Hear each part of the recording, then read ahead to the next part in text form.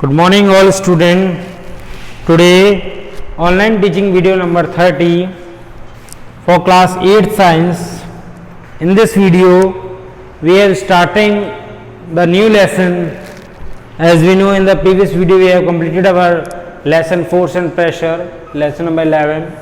So now from this video we are going to start the chapter friction.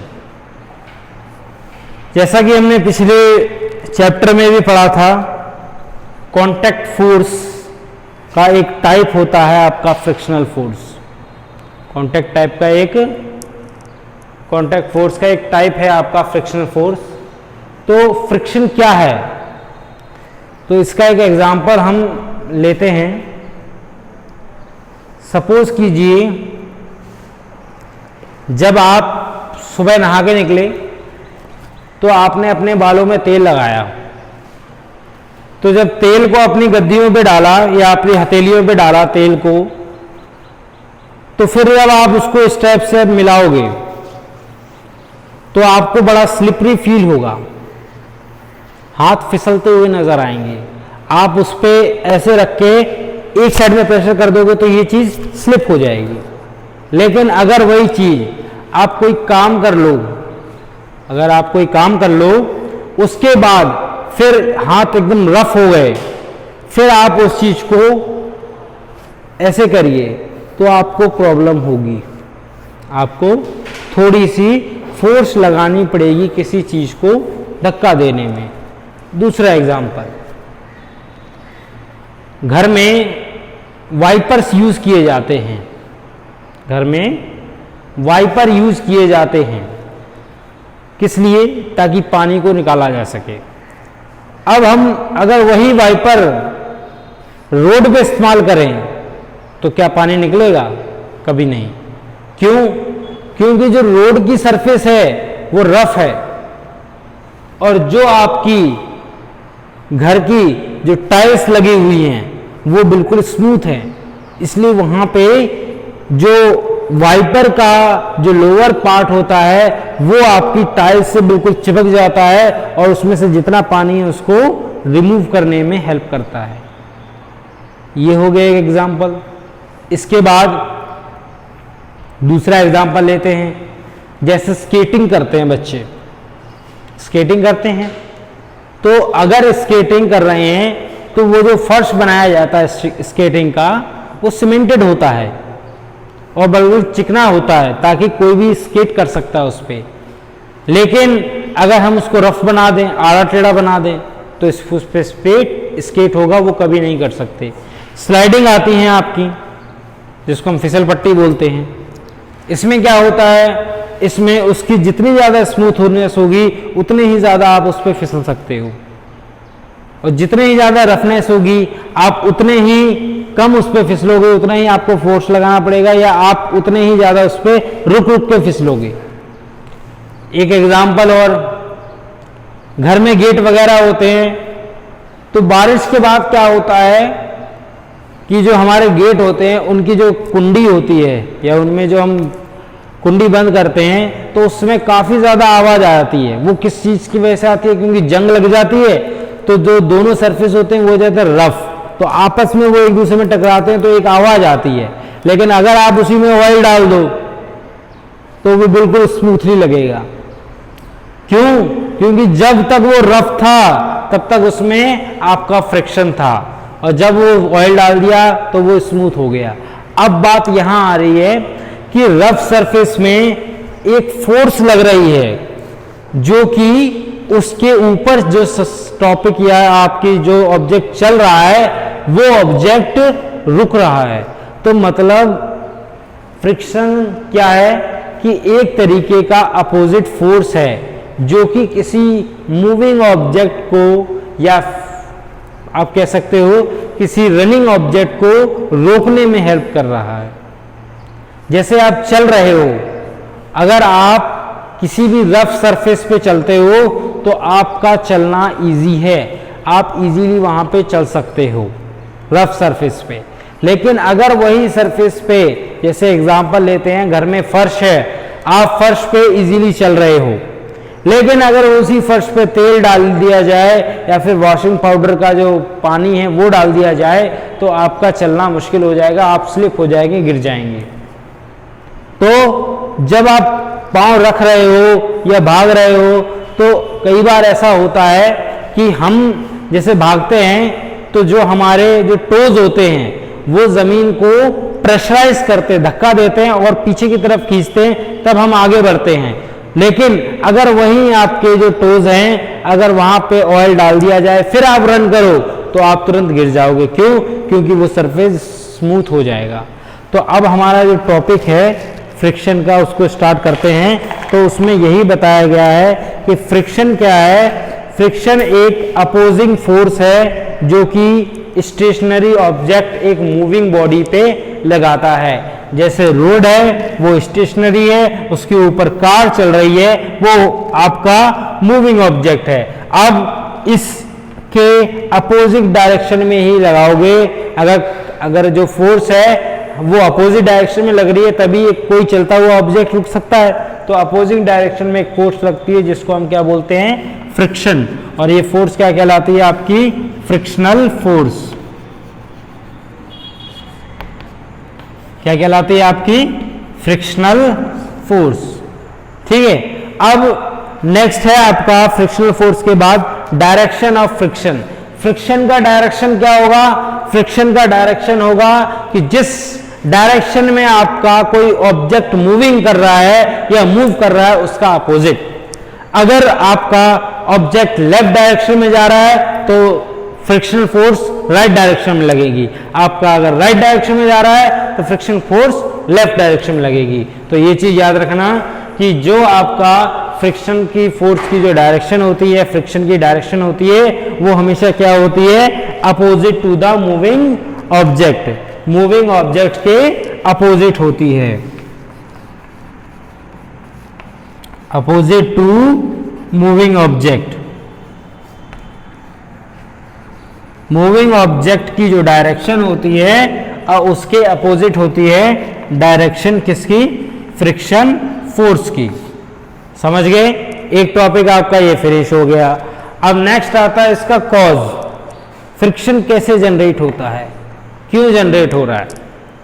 तो friction generate होने का simple सा है आपका, दैट इज इंटरलॉकिंग ऑफ इर्रेगुलरिटीज। अब इर्रेगुलरिटीज क्या है? जैसे एक सरफेस की बात की जाए, जैसे रोड देख लेते हैं।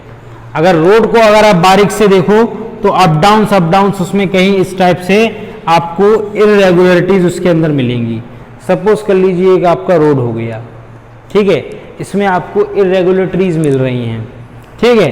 इसके ऊपर आपका जो व्हीकल चल रहा है, इसके ऊपर क्या चल रहा है? पहिया चल रहा है आपका, या किसी व्हीकल का पहिया चल रहा है। अब आपने ये चीज और देखी होगी, जो नया आपका टायर होता है उसमें ग्रूव्स बने रहते हैं, उसमें क्या है? डिजाइन होती है, या आप कह सकते हो इसके अंदर ग्रूव्स बने रहते हैं। और यही ग्रूव्स किस लिए होते हैं? ताकि ये रोड पे फिसल ना जाए। और अब देखिए ये ग्रूव्स, इस ग्रूव्स की इर्रेगुलरिटीज हो जाएंगी। जब ये दोनों आपस में मिलेंगे तो इसके बीच में क्या रहेगा? स्पेस रहेगा। तो ये क्या है? आपकी एक इंटरलॉकिंग का सिस्टम बताएगा। अब लेकिन इंटरलॉक क्या होता है? सबसे पहली चीज समझिए, इंटरलॉक में क्या होता है? जो सॉकेट होता है, जैसे ये सॉकेट बना लिया हमने, इस सॉकेट में ये सॉकेट इजीली फिट हो सकता है, ये है इंटरलॉक। लेकिन ये इंटरलॉक किसका? रेगुलरिटी का, क्योंकि इसमें ये सॉकेट एक रेगुलर फॉर्म में, ये भी सॉकेट है, तो ये फिट हो गया। जैसे ट्रैक्टर ट्रॉली का होता है, जब ट्रैक्टर को ट्रॉली से जोड़ते हैं तो उसमें आपके पास एक सॉकेट बना होता है गोल गोल, फिर उसमें आप उसको जोड़ सकते हो। लेकिन इर्रेगुलरिटीज में क्या है कि यहाँ पे आपका कोई एक रेगुलर नहीं है, रोड है, कहीं से ऊपर है, कहीं से नीचे है, ये आपका एक इर्रेगुलर है, छोटा छोटा। लेकिन इस इर्रेगुलरिटीज में जो दूसरा रेगुलर इंटरलॉक है वो इसमें आपस में मिक्स होते हैं, तब जाके आपका क्या है कि एक जो फोर्स है वो एक्टिंग होती है, जो कि अपोजिट साइडिंग में लगती है, ताकि जो एक मूविंग ऑब्जेक्ट है उसकी स्पीड है वो धीरे हो जाती है।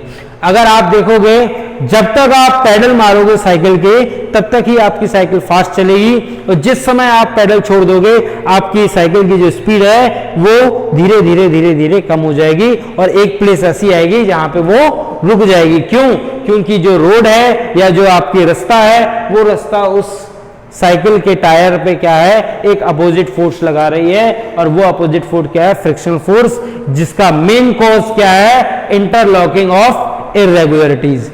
इर्रेगुलरिटी के साथ इंटरलॉक होना दूसरी बॉडीज का या दो बॉडीज का आपस में, तो ये कहलाता है आपका इसका कॉज है, या आप कह सकते हो कारण क्या है फ्रिक्शन का। फ्रिक्शन का कारण होता है जब इर्रेगुलरिटीज में दो चीजें आपस में कह सकते हो आप इंटरकनेक्टेड हो रही है, तो वो क्या कहलाएंगे, आपकी फ्रिक्शन फोर्स कहलाएंगी या कॉजेस कहलाएंगे फ्रिक्शन फोर्स का।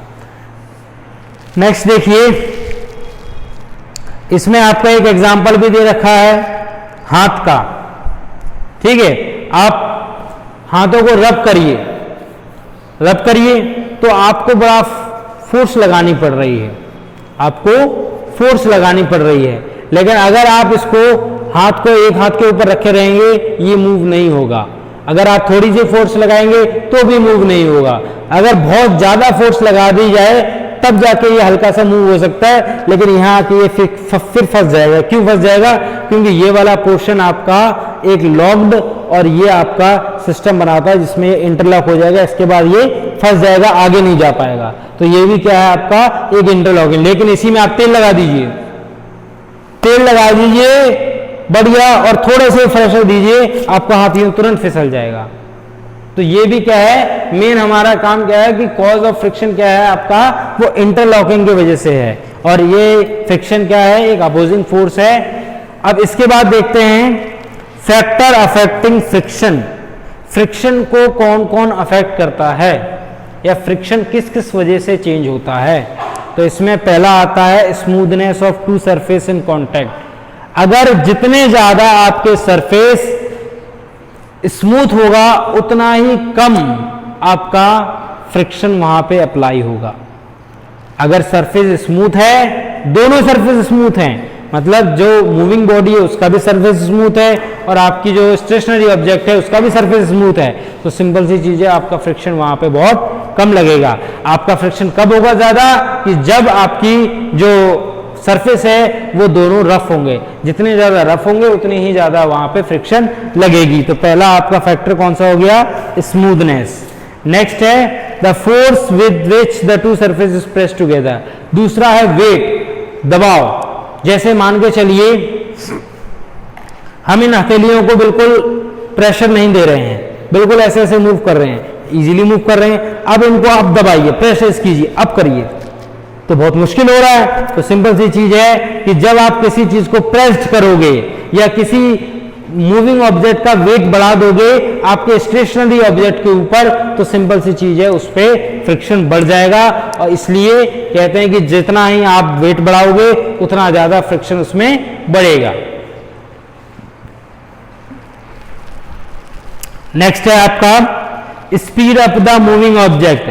अगर दूसरी चीज आती है स्पीड, जितनी स्पीड होगी उतना ही ज्यादा आपका फ्रिक्शन होगा। एक चीज याद रखना, जितनी ही ज्यादा स्पीड होगी उतना ही ज्यादा फ्रिक्शन होगा, क्योंकि जिस स्पीड में गाड़ी जितनी ज्यादा बढ़ेगी उतनी ही ज्यादा अपोजिट डायरेक्शन में उस पर फ्रिक्शन लगेगा। तो तीन चीजें हमने बताई जो फैक्टर अफेक्ट करते हैं, एक तो स्पीड, एक स्मूथनेस और एक उसकी प्रेशर वाला फॉर्म। जितनी ज्यादा अगर फोर्स लगा रहे हैं तो हम अगर उस पर फोर्स लगाएंगे तो भी आपकी उसकी क्या बढ़ेगी, आपकी फ्रिक्शन बढ़ेगी, और जितना कम फोर्स लगाएंगे उसकी फ्रिक्शन कम हो जाएगी। तो यहाँ अगर हम बात करें तो फ्रिक्शन के कम करने के तरीके भी अलग हैं और फ्रिक्शन बढ़ाने के भी तरीके बहुत ज़्यादा अलग हैं। अब यही बेसिस पे हम जो नेक्स्ट वीडियो है उसमें पढ़ेंगे टाइप्स ऑफ फ्रिक्शन के बारे में। फ्रिक्शन के टाइप्स पढ़ेंगे, फ्रिक्शन के एडवांटेज पढ़ेंगे, मतलब फायदे, फ्रिक्शन के हम नुकसान भी पढ़ेंगे, और हम ये भी पढ़ेंगे कि कैसे हम फ्रिक्शन कम कर सकते हैं और कैसे हम फ्रिक्शन बढ़ा सकते हैं। तो ये चीज हम कल पढ़ेंगे, और आपका ये काम है कि आप इस चैप्टर को घर पे बैठिए और आराम से एक बार इसको रीड करिए। अगर आपको फिर भी कुछ नहीं समझ आ रहा है तो आप कह सकते हो कि इस चैप्टर को हमसे पूछ सकते हो, और साथ साथ में आप आगे जो टॉपिक्स हैं उनको भी रीड कर लीजिए, ताकि जब हम नेक्स्ट वीडियो में इसको पढ़ाएंगे तब आपको इजीली समझ आ सके। Thank you and have a nice day.